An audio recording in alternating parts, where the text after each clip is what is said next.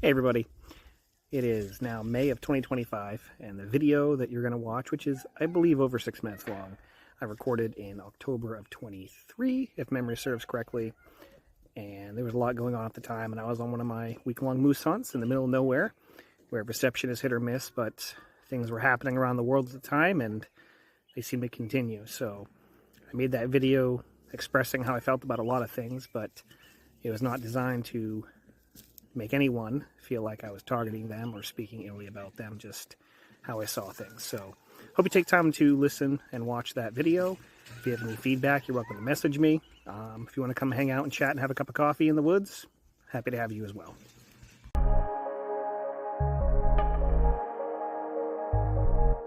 Morning everybody. It is almost noontime.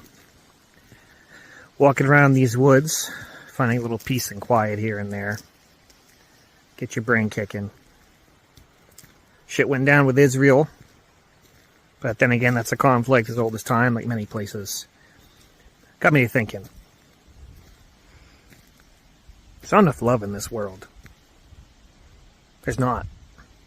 We have the ability to love one another without restrictions, and yet we don't do it. I've heard people say that they want to have their own kid, but they don't want to adopt because they don't think they can love an adopted kid. I know people that have been trying to have their own child for a long time without success, and they're heartbroken over it.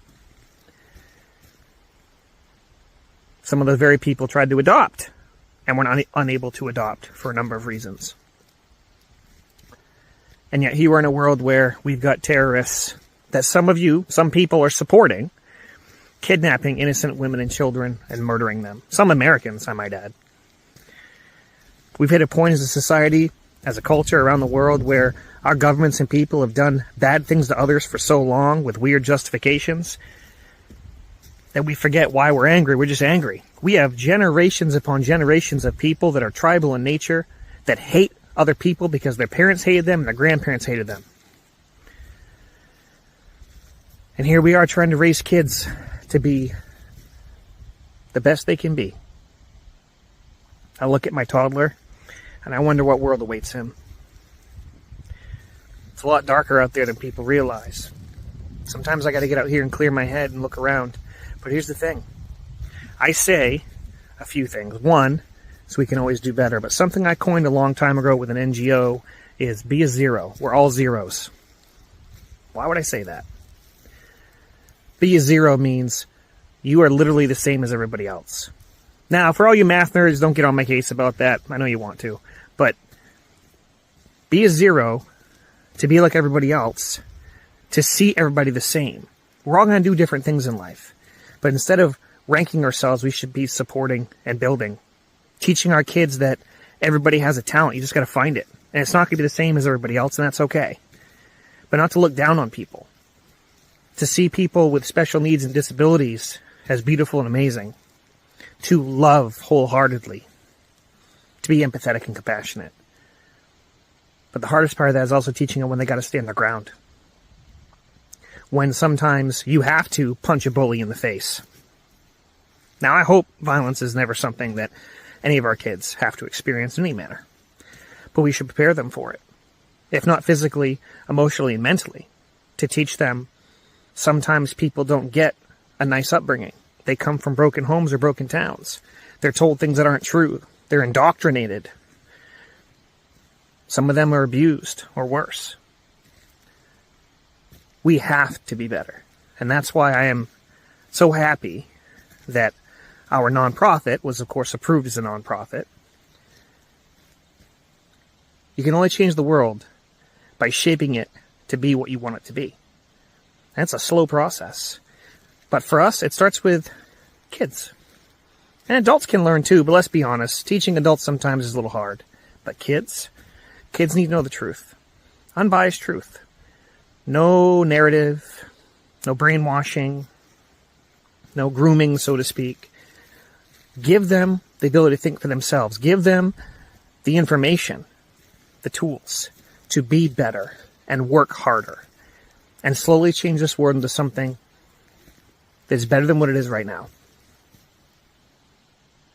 So that they don't have to turn on the news one day and find out their loved ones became hostages to terrorists, or were blown up in a car bomb, or a building came down on them, or there was a mass shooting. All of these things, I wish they could end. So whether you are pro-Israel, or pro-Pakistan, or pro-Hamas, or whatever it is you decide to be, understand that we as a society, as a culture, as a race, need to be better. There's a lot of hurting people out there. A lot of hate. And hate isn't necessarily bad, because guess what? You can take hate and turn it into fuel. You can turn it into something to use to be better. But I wish it didn't exist at all. But I unfortunately think as long as humans exist, we will have hate. We'll have evil and good. So when you get up today, or tomorrow or the next day, I hope you find that little place where you're happy, where you're comfortable. Hope you think about what I said. Be a zero. Save a kid's life. Teach them some good and some compassion. Because if you look in the mirror and you're not the type of person you want your kids to be around, or to marry, or to date, think about that. You should want your kids, your loved ones, to always see the good and be better. And, by the way, not just your kids, all the kids. Everybody's kids. They deserve love. If animals, wild animals, can adopt different species and raise them with love, apex predators can do it. Humans can definitely do it. And if you know what I'm talking about, Google that. You might be surprised at some of the things that have been very documented, whether it's in a zoo or in the wild. But if those creatures working on some primal instinct can take another animal and safeguard it and raise it and not leave it to die, there is zero excuses for humans and the way we act. Zero. We can do better. If you like what I'm saying, I'm happy to do more. Please check out our nonprofit, Nanoq Guide Services and Survival Training in Foxcroft, Maine, and all the cool things we're trying to do. Feel free to donate or get in touch if you want to come to one of our classes or hang out.